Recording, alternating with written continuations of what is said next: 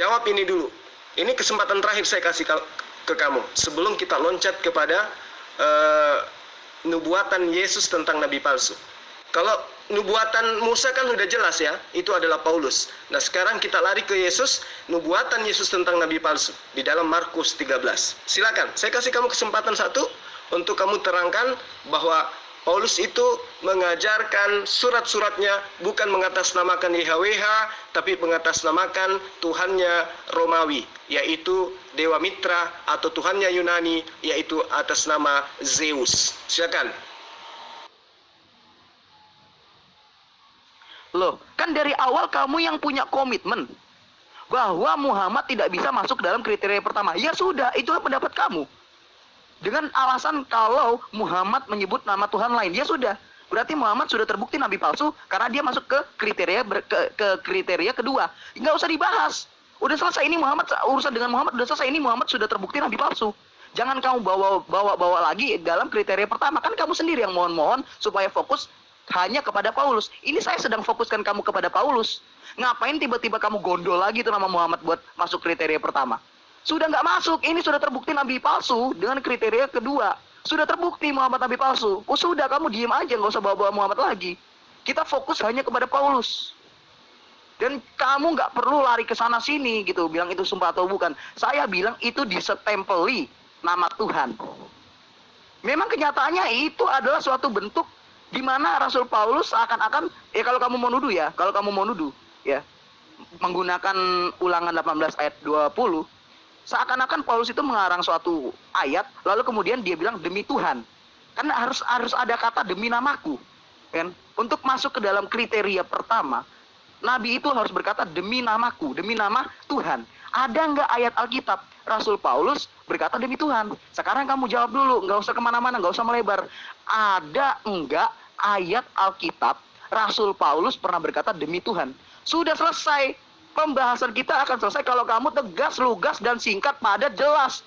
Kamu jawab panjang lebar, bertele-tele, sudah begini, sudah begitu, lari ke sana, lari ke sini.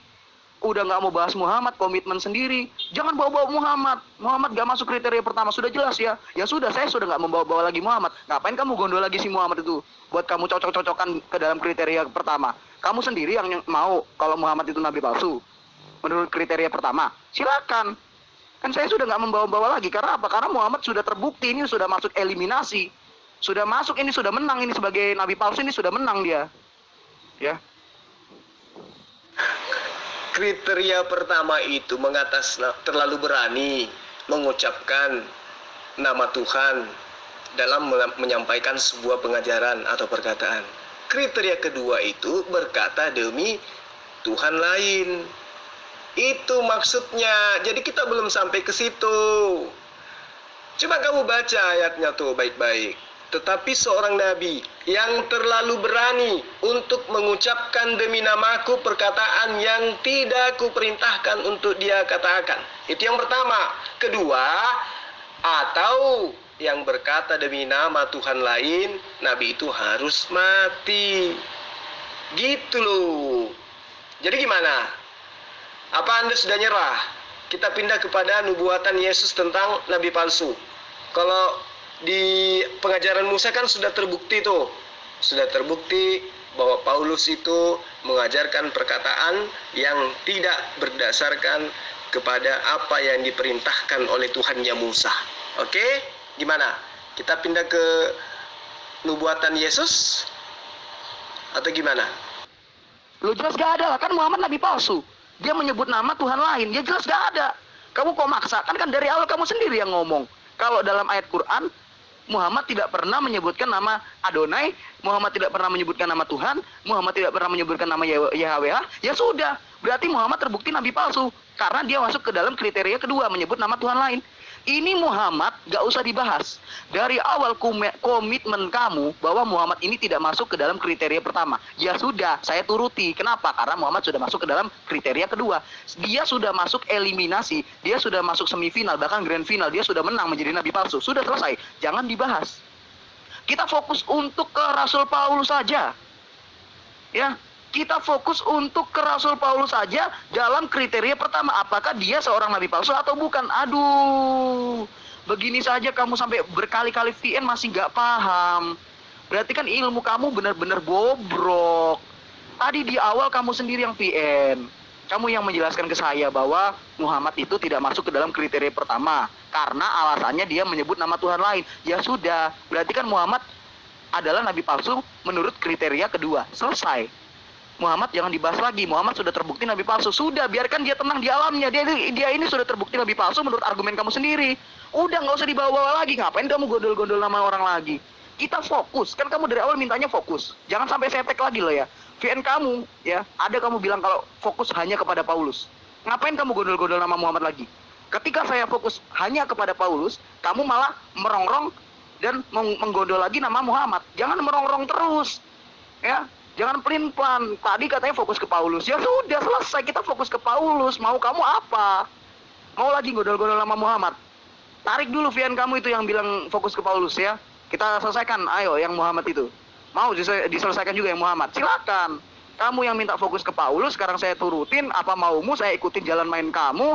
Malah sekarang kamu yang bingung sendiri bahas-bahas Muhammad, suruh tunjukin ayat Al-Quran. Ya memang tidak ada, karena Muhammad nabi palsu menyebut nama Tuhan lain. Sudah terbukti, mau apa lagi? Ya nggak ada, kamu mau paksa saya kalau saya harus menunjukkan ayat Quran bahwa Muhammad berkata demi nama Tuhan. Ya jelas gak ada, kan dia nabi palsu.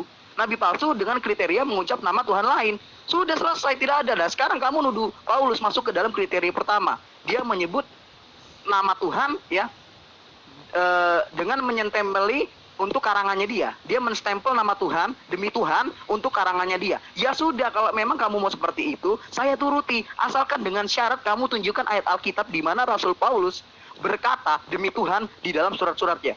Ini sudah selesai. Kalau kamu bisa membuktikan itu, sudah selesai. Perdebatan ini sudah selesai. Muhammad nabi palsu, Paulus nabi palsu. Sudah selesai ini. Ngapain kamu perpanjang? Ngapain kamu buat sulit? Hidup kok dibuat sulit. Hidup mah santai aja, Zul. Perdebatan ini bisa selesai kalau kamu bisa tunjukkan. Kamu bisa tunjukkan atau enggak? Sebenarnya perdebatan ini sudah selesai dari tadi. Karena apa? Karena kamu tidak bisa menunjukkan. Dan saya jamin tidak ada ayat Alkitab di mana Rasul Paulus berkata demi Tuhan. Jangan bilang sumpah. Ini bukan masalah sumpah. Ini masalah Rasul Paulus menstempeli nama Tuhan untuk karangannya. Seandainya seperti itu, kalau memang Rasul Paulus nabi palsu. Harus seperti itu. Harus dia menyebut demi Tuhan. Ada nggak di ayatnya seperti itu? Kalau nggak ada, sebenarnya ini debat sudah selesai. Sudah terbukti Rasul Paulus itu bukan nabi palsu menurut Ulangan 18 ayat 20. Yang terbukti palsu siapa? Muhammad. Ini sudah fix sebenarnya. Cuman kamu masih ngotot. Ya sudah, saya layani sampai kamu capek sendiri. Lihat aja nanti. Kamu ntar capek sendiri. Tahap kedua itu kita bahas apakah yang memerintahkan Muhammad itu menyampaikan Al-Quran itu adalah Tuhan yang sama yang menyampaikan Taurat kepada Musa. Itu tahap keduanya. Gimana toh? Atau Paulus itu menyampaikan jangan engkau bersunat itu atas perintah YHWH atau bukan. Jadi harus tetap secara sistematis kita bahas. Jangan langsung mengklaim seakan-akan Anda sudah menang gitu. Karena tujuan Anda berdebat kayaknya mau cari kemenangan gitu loh. Kita ini sedang membahas kebenaran. Ayatnya jelas, tetapi seorang nabi yang terlalu berani mengucapkan demi namaku perkataan yang tidak kuperintahkan untuk dikatakan olehnya. Paulus kan mengaku bahwa apa yang dituliskan itu bukan dari Allah, tetapi adalah berasal dari dirinya yang bodoh. Iya kan? Diakui kok Paulus itu bahwa dia menuliskan itu surat-suratnya bukan dari Allah, tetapi di sisi lain dia menuliskan berdasarkan atas keinginannya yang bodoh itu. Kan jelas diakui itu. Nah, kemudian lanjutan ayatnya, atau yang berkata demi Tuhan lain, nabi itu harus mati. Nah sekarang kalau Anda sudah mengakui bahwa Paulus mengajarkan surat-suratnya mengatasnamakan Tuhan tetapi tidak diajarkan dari Allah, dari YHWH, maka kan sudah terbukti bahwa Paulus itu adalah nabi palsu. Nah sekarang kita bahas yang kedua, atau yang berkata demi Tuhan lain, maka nabi itu harus mati. Nah sekarang kita membahas apakah Muhammad SAW itu mengajarkan Al-Quran itu tidak berasal daripada Tuhannya Musa atau berasal daripada Tuhan yang sama. Atau Paulus yang mengajarkan jangan sunat, silakan makan babi dengan mengatasnamakan Tuhan lain. Ini yang perlu kita bahas untuk yang poin kedua, kalau Anda mau, gitu loh. Loh iya, memang Nabi itu terlalu berani mengucap demi namaku, demi Tuhan. Perkataan yang dia karang sendiri terus dia bilang itu dari Tuhan. Dia kata demi Tuhan, ini dari Tuhan. Lah sekarang tunjukkan, jangan loncat dulu ke nubuatan Yesus, jangan loncat dulu. Saya paling nggak suka kalau kamu udah kalah, sudah keok, sudah kalah debat, terus kamu mau loncat lagi buat ini, melebar, ya buat membelokkan argumen kamu. Nggak bisa, nggak akan saya turuti. Tunjukkan dulu ayatnya. Kalau kamu tidak bisa menunjukkan, sekarang saya tanya ke kamu, berulang-ulang kali, kamu itu orang yang tulalit, orang yang bodoh, atau orang yang tidak mau mendengar orang lain kalau bertanya? Saya sudah tanya ke kamu berkali-kali, ada nggak ayat Alkitab dalam surah-surah Rasul Paulus dia berkata demi Tuhan? Ada atau tidak? Jawab, pertegas ya jawaban kamu. Jangan memble, jangan kalau ngomong ngalur ngidul, ngomongnya nggak jelas kemana, arah omongannya kemana. Saya tanya, ada nggak ayat seperti itu di dalam Alkitab? Ada atau enggak Rasul Paulus berkata demi Tuhan? Tinggal kamu jawab aja, kok susah banget. Maunya gimana? Maunya cuma debat kusir kayak begini? Bukan level saya kamu itu. Ilmu kamu gak ada, Zul. Ini mau loncat lagi ke ini Markus 16 ayat 22 itu. Zul, ilmu kamu gak ada. Sebenarnya debat ini sudah selesai. Dari tadi sebenarnya sudah selesai. Cuman kamu masih mau ngotot-ngotot doang. Ya silakan, ntar kamu capek sendiri. Iya kan tadi saya sudah tunjukkan Galatia 1 ayat 20. 2 Korintus 1 ayat 23 kan sudah. Bahkan saya sudah jelaskan. Berarti kamu nggak mendengarkan VN saya. Sementara di dalam Roma 5 ya, kemudian 1 Korintus 15, kemudian Roma 3, Paulus mengajarkan dosa waris itu bukan perkataan dari YHWH, tetapi mengatasnamakan YHWH, sehingga tabrakan dengan Ulangan 24, Yeremia 17, Yehezkiel 18 yang sama sekali tidak mengajarkan dosa waris. Jadi apa yang tertera di dalam Ulangan 18 ayat 20? Paulus ini terlalu berani ya mengatakan sesuatu yang bukan dari YHWH, tapi dia katakan dari YHWH. Seperti itu. Nah sekarang coba kamu lihat itu, bagaimana Paulus itu menegaskan bahwa dia mengambil sumpah dengan mengatakan YHWH mengenal dia, dan memanggil YHWH menjadi saksinya untuk membenarkan surat Korintus yang dia kirimkan kepada orang-orang Korintus. Itu gimana ceritanya? Aduh, Zul, kamu itu melebar ke kriteria kedua. Kriteria ke pertama aja kamu belum bisa membuktikan Paulus nabi palsu atau bukan. Jangan melebar dulu dong. Saya nggak akan kemakan sama omongan kamu yang delahom itu. Kalau kata orang Surabaya itu delahom. Tahu nggak? Delahom itu apa? Pelengak-pelongok itu loh. Omongan orang idiot yang pelengak-pelongok itu namanya delahom. Nah itu kamu. Kamu buktikan dulu, selesaikan dulu ini kriteria yang pertama. Tadi katanya minta fokus ke Paulus. Ini sudah saya turuti. Saya sudah nuruti kamu loh. Kamu main apa aja saya turutin. Kenapa kamu malah melebar sekarang? Nggak punya kualitas kamu itu ya. Emang bukan debater sih. Pesorak kamu itu. Pesorak. Tahu nggak? Makanya kalau ilmu itu jangan dari Google. Sekarang kamu ngetik di Google nggak ketemu ya? Udah pernah nyoba? Udah nyoba di Google? Ngetik gitu. Ayat, spasi Alkitab, spasi Rasul, spasi Paulus, spasi mengucapkan spasi nama, spasi Tuhan. Enter. Udah dicoba? Nggak ketemu? Rasain lu. Makanya kalau ilmu itu jangan dari Google. Sebenarnya perdebatan ini sudah selesai. Hanya kamunya aja yang masih ngotot. Ya nggak apa-apa, kita fokus dulu ke kriteria pertama. Jangan loncat, jangan melebar. Jangan melebar dulu ya. Kita selesaikan dulu. Kamu tadi minta apa? Fokus ke Paulus. Oke, saya turutin. Sekarang kamu mau melebar. Nah, nggak akan. Udah cukup saya turutin kamu itu. Kalau diturutin ini, turutin itu, lama-lama ngelunjak. Ntar liatin aja, bahas Markus 16 ayat 22, terbukti lagi Muhammad nabi palsu. Ayo. Aduh.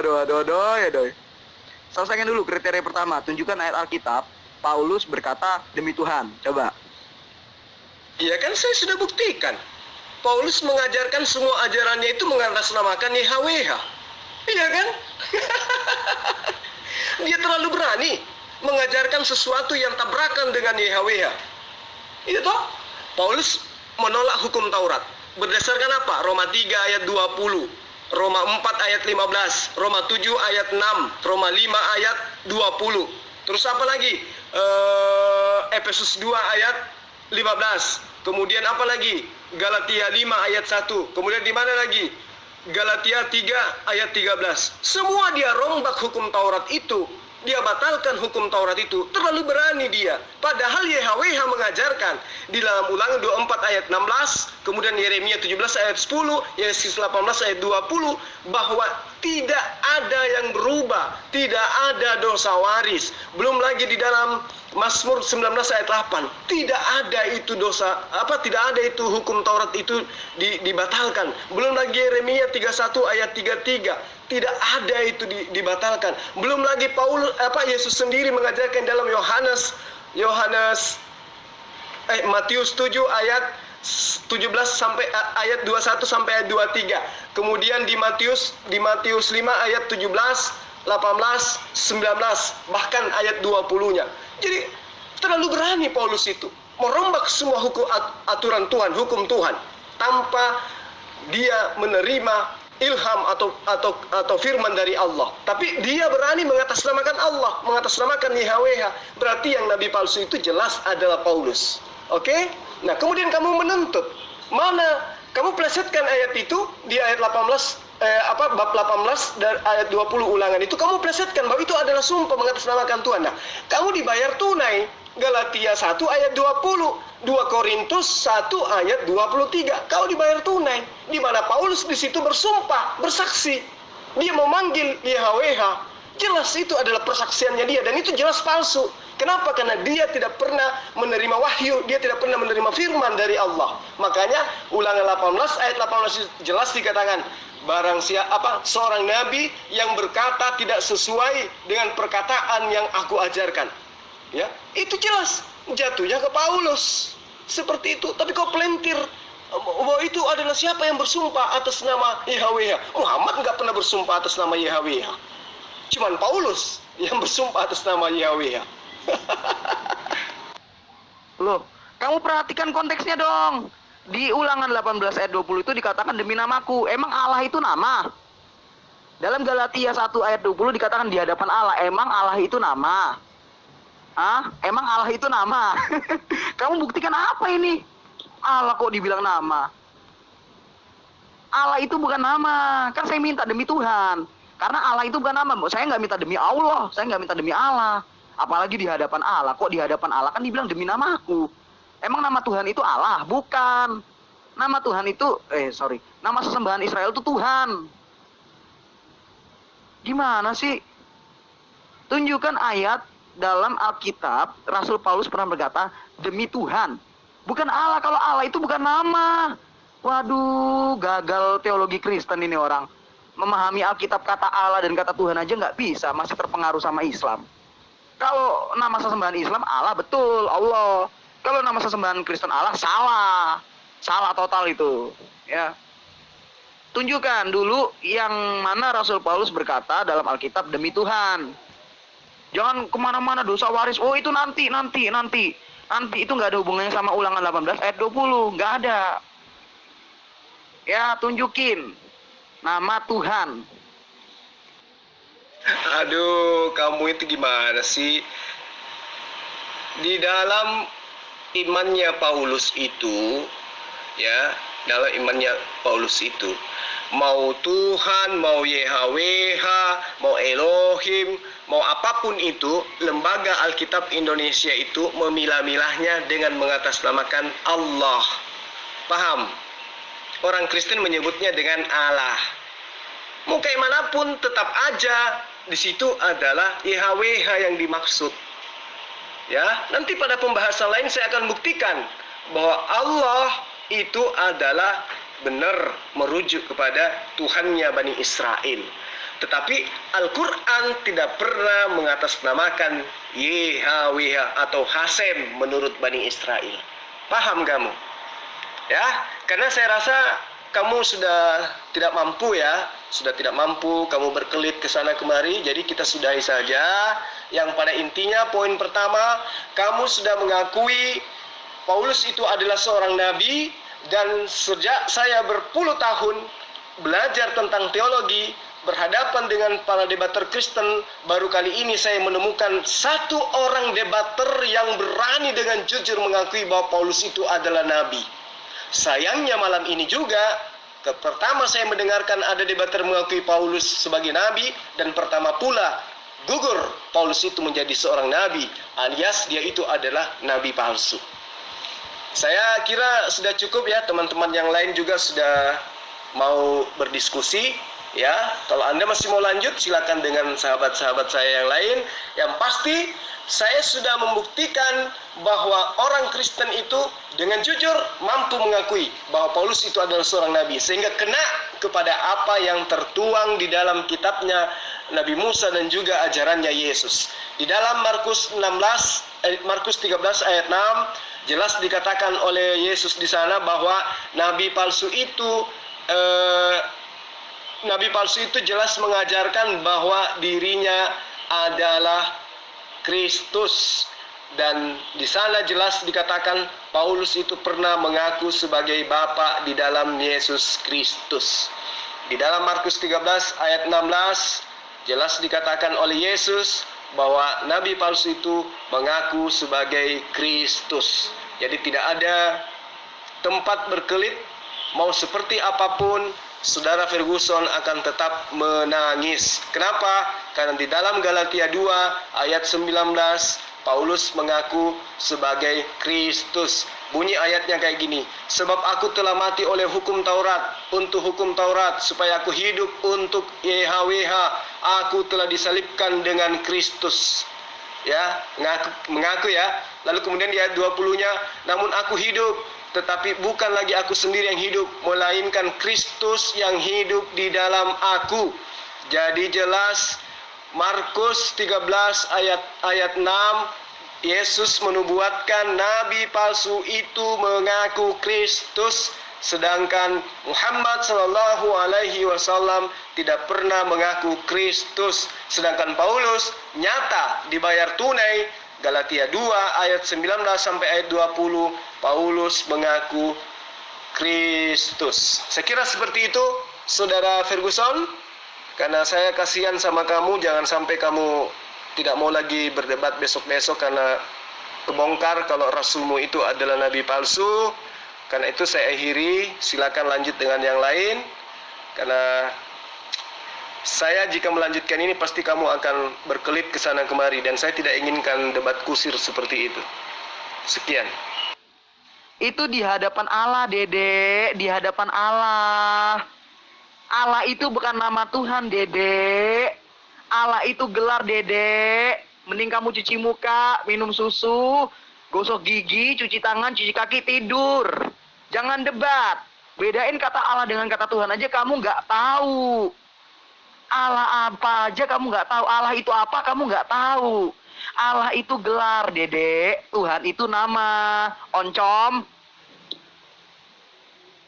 Makanya saya kalau debat sama kamu itu suka apa ya, kayak malas gitu loh. Kayak wah ngapain dilawan serius gitu loh. Masa Allah dibilang nama? Kan di situ dikatakan demi namaku. Sejak kapan sesembahan Israel namanya Allah? Sejak Muhammad malsuin nama identitas ini, sesembahan orang Israel. Aduh kacau ini orang. Allah itu gelar. Makanya dari tadi saya bilang, tunjukkan Rasul Paulus pernah berkata demi Tuhan. Karena Tuhan itu nama, kalau Allah itu gelar. Kalau demi Allah, kan demi Allah, demi gelar. Kalau Tuhan, nah baru itu mutlak, demi Tuhan deh, atau demi Adonai, atau demi Yahweh. Kalau demi Allah, Allah ini adalah gelar, udah gitu bukan demi lagi.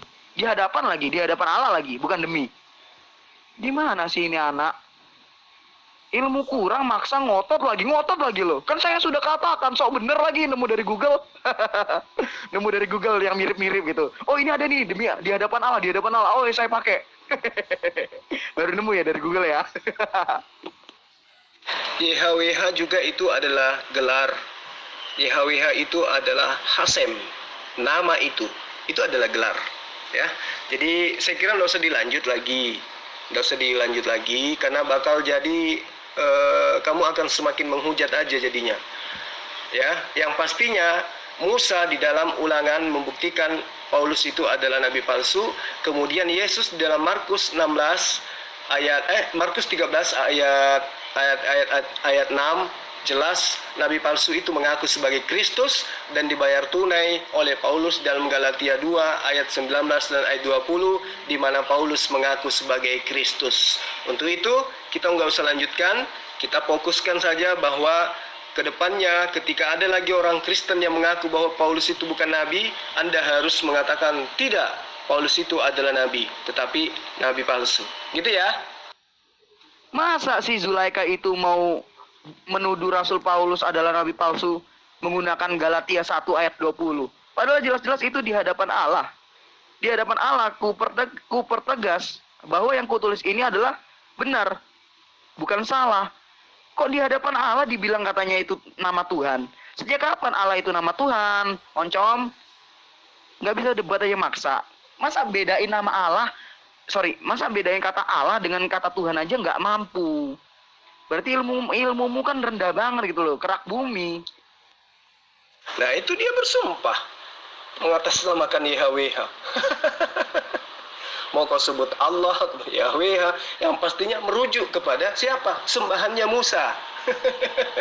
Tapi tidak usahlah dilanjut ya, akan menjadi debat kusir karena kamu rananya sudah mulai ada pengaruh alkohol dan lemak babi. Ketika kamu berbicara seperti ini itu sudah tidak terkontrol lagi ya. Mending kita hindari hujat menghujat, karena saya pun bisa menghujat. Untungnya saya terpelajar. Itu bedanya sama kamu. Jadi kalau Anda mengatakan Musa itu tidak menubuatkan Paulus jadi nabi palsu, tapi dijawab oleh Yesus Markus 13 ayat 6 bahwa nabi palsu itu mengaku Kristus. Dan terindikasi jelas Paulus mengaku di Galatia 2 ayat 19 ayat 20. Namun aku hidup, tetapi bukan lagi sendiri yang hidup. Bukan lagi aku sendiri yang hidup, melainkan Kristus yang hidup di dalam aku. Berarti sama dia mengatakan bahwa aku dan Kristus adalah satu. Artinya dia juga mengaku sebagai Tuhan. Gitu bro, jadi nggak usah dilanjut. Karena baik Musa maupun Yesus sudah membuktikan Paulus itu adalah nabi palsu.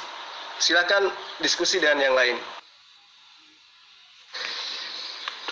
Ya, gimana para sahabat setelah mendengarkan hasil perdebatan kami? Ya, mudah-mudahan kesimpulan kita sama-sama ya, bahwa kita sudah membuktikan siapa nabi palsu yang dinubuatkan di dalam kitab Musa, Ulangan 18 ayat 20. Kemudian di dalam pengajaran Yesus, Matius 23 ayat 33 sampai 36, kemudian Lukas 24 ayat 24, lalu kemudian 1 Yohanes 2 ayat 18 dan ayat 19, Markus 13 ayat 6 dan seterusnya. Kita sudah bisa menjawab siapa yang dimaksud oleh Nabi Isa alaihissalam dalam catatan-catatan penulis kitab-kitab kanonik ini, bahwa itu tidak lain dan tidak bukan adalah pendiri daripada agama mereka sendiri. Saya kira begitu ya para sahabatku sekalian. Kalau saudara-saudara menganggap ini adalah materi yang patut untuk kita perlihatkan kepada saudara-saudara kita yang muslim lainnya, silakan di-share, di-like dan di-subscribe. Mudah-mudahan bisa menjadi amal jariah untuk kita semua. Saya akhiri. Assalamualaikum warahmatullahi wabarakatuh.